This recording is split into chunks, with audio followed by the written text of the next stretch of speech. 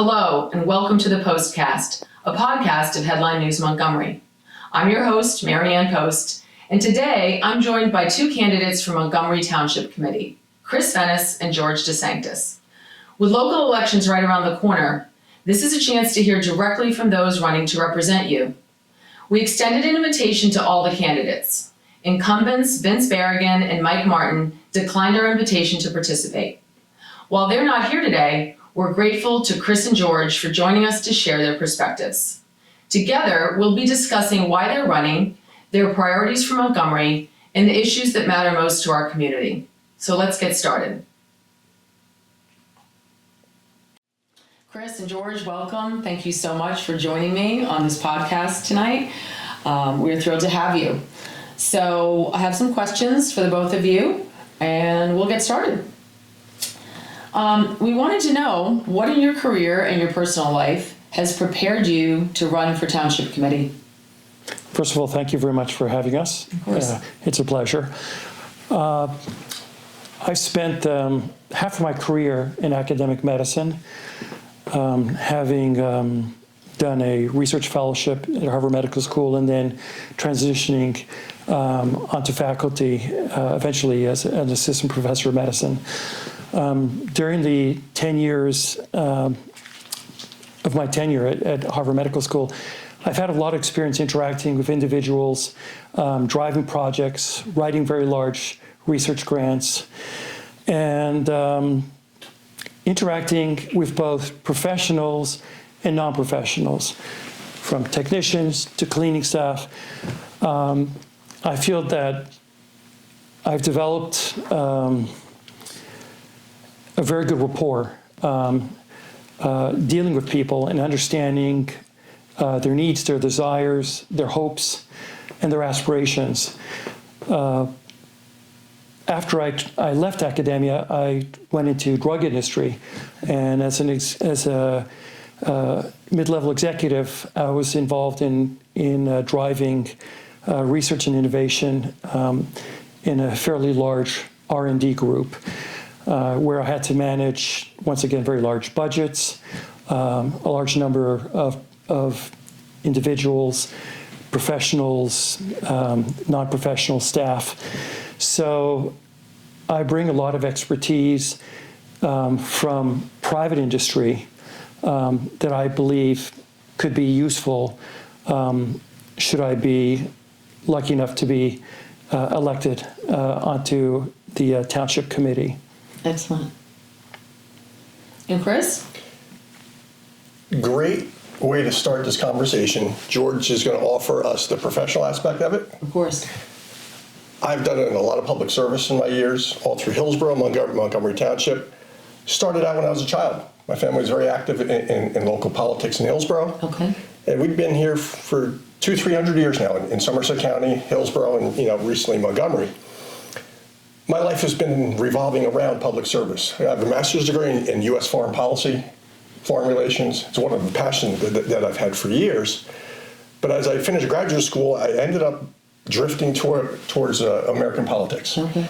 I started in working for the U.S. Congress for a little while, and found my way into local government in Hillsborough, where I served as deputy mayor, police commissioner, and then from there, I was a chief of staff under Governor DeFrancesco at the Department of Corrections. It's a very challenging aspect and a very important part of my career and my personal development.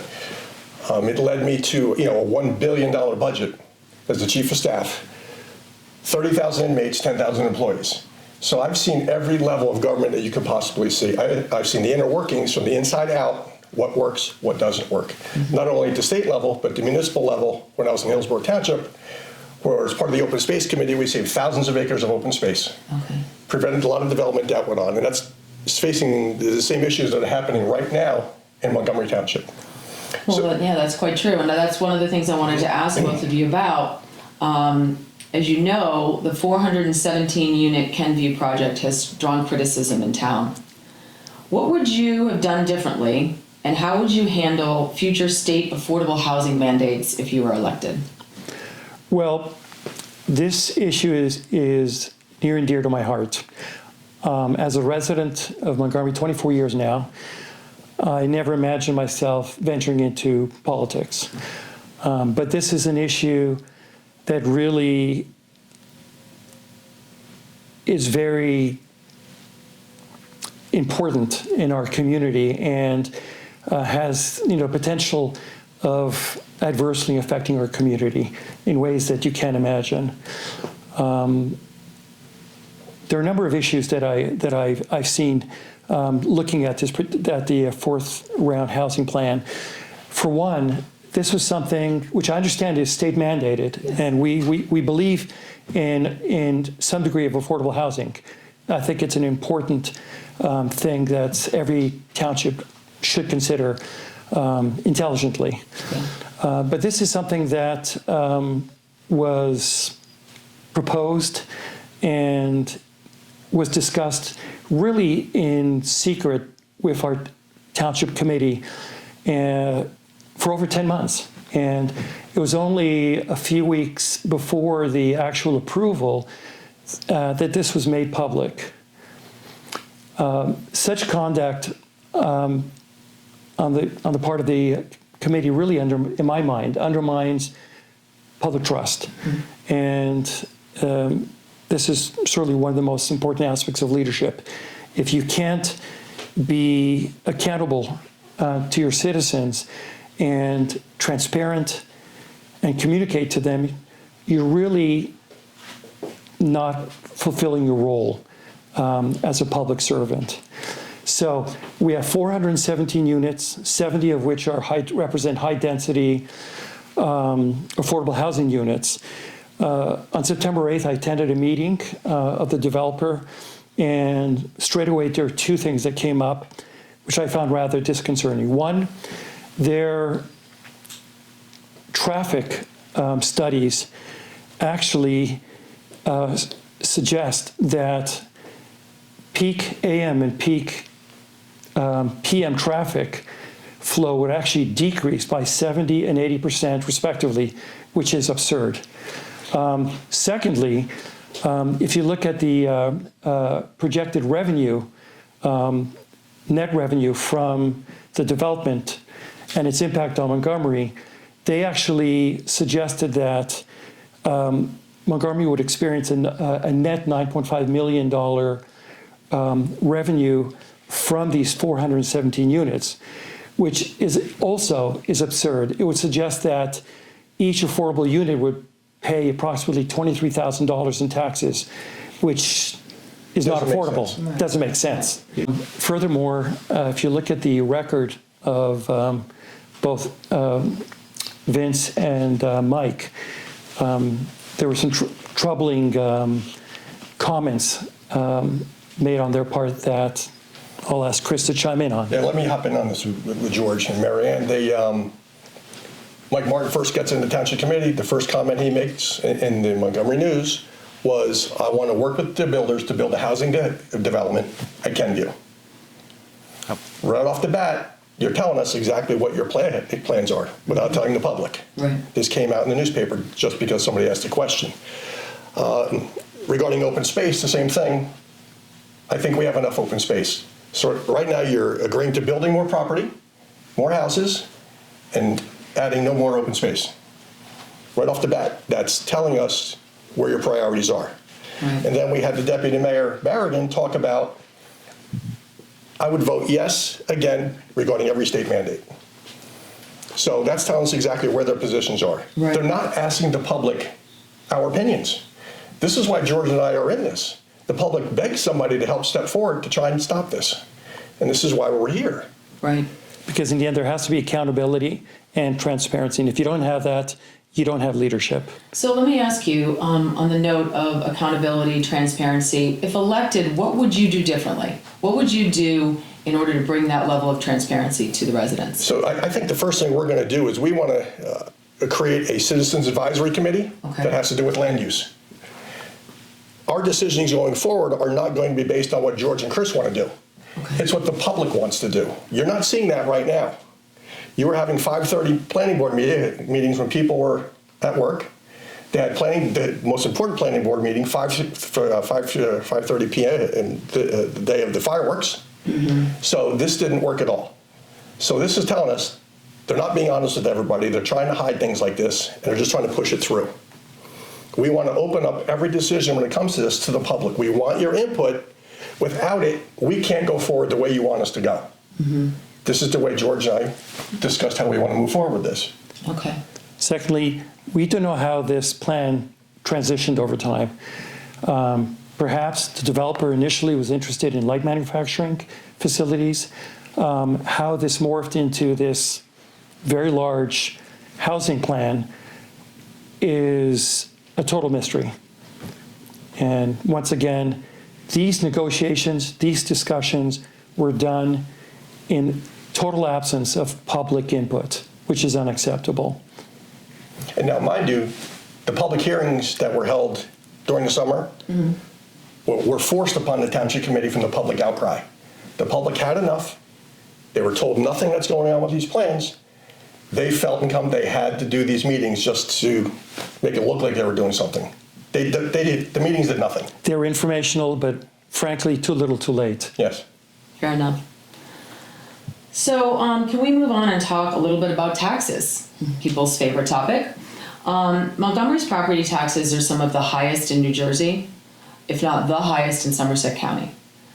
What are some of the steps you would take if elected to control costs and keep taxes from rising on residents every single year? I think the first thing we discussed about this, we want a forensic review and accounting of the entire township budget. Okay.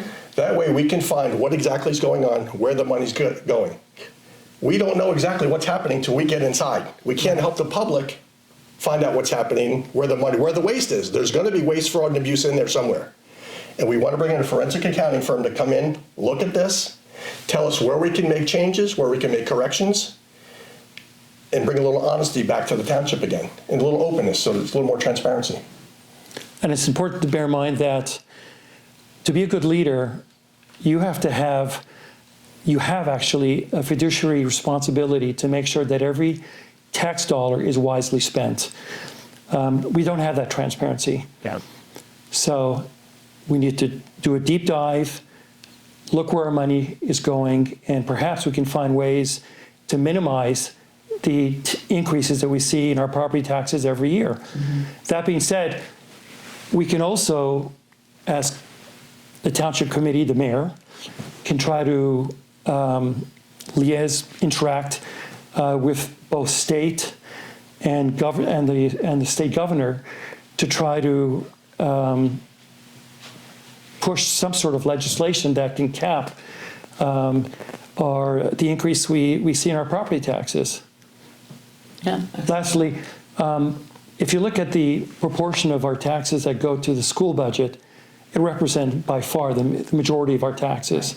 I would like to see in greater detail how the school budgets are run, what are their priorities, so that we can try to better understand and drive policies that really benefit the education primarily of the students.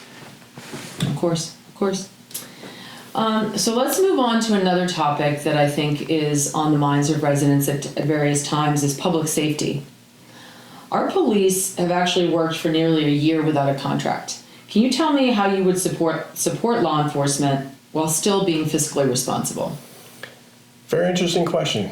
I'm going to approach this very quickly with you. They've been nearly a year without a contract. Mark my words. They're going to settle the contract just before the election. I see. What you're doing, you're playing with the public safety, the safety of the police officers and first responders. We're short numbers of officers that they've been asking for because they didn't have a contract. We're losing officers to other towns. We're training them, they're coming here, they're working for a year or two, and you can't blame them. They're leaving for significantly more money, higher pay. I see. So you're going to see that contract is going to be settled just before the election. Shame on them for doing that and holding that over the heads of the police and the public. It's embarrassing. It's uncalled for. It's a failure of leadership. It's a failure of experience. This is what you get when you have folks who don't know what they're doing. They put people at risk, not caring what the results are going to be. And on that note, can you just talk a little bit about beyond policing, right, in the community? What other steps can you do to strengthen our community safety and resilience for all the residents who live here? Personally, I would like to see, perhaps on a quarterly basis, meetings at our township offices where police and the community can share coffee together and talk about ways to better serve the community. This is something that's lacking. One of the things I've always been a proponent of is neighborhood watches. Right. Crime is on the rise, unfortunately, and if we can try to build a stronger relationship between the police and members of the community, perhaps we can try to turn some of this around. Mm-hmm. Well, let me add to that is an additional program where you can really enhance community policing. Mm-hmm. Kids in town have to interact with police in a positive way. For the last 4 or 5 years, all we've been hearing is defund the police are bad. Couldn't be further from the truth. These folks put their life on the line every day to protect us, regardless of who you are and where you're from. It doesn't matter.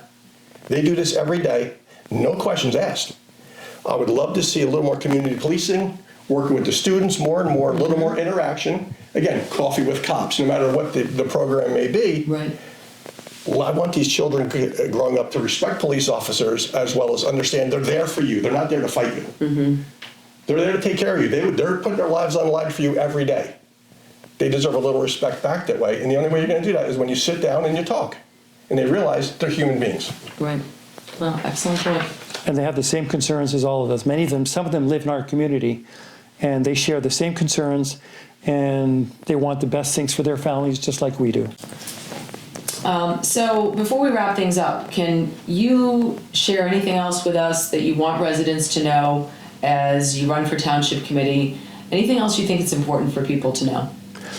Well, one thing I want to unequivocally state is that as candidates for Township Committee, we want to find common sense solutions to issues, problems, concerns in our township that really address everybody's needs. These are common sense solutions that, in my mind, cross all political stripes, whether you're a Democrat, Republican, independent. We all want the same things. We want to see our community develop and thrive, and we want to make this a place that people will continue to enjoy in the next generation. Right. And I want to expand that a little bit, as George stated. I respect the political process very much. Local politics has nothing to do with political parties at this stage.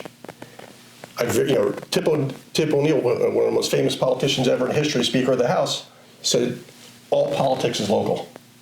What he meant by that was you have to get involved in your community, find out what the issues are, what's going on. It has nothing to do with political party. We're not here running as a political party. We're just trying to make Montgomery a better place for everybody to live. Doesn't matter your political background.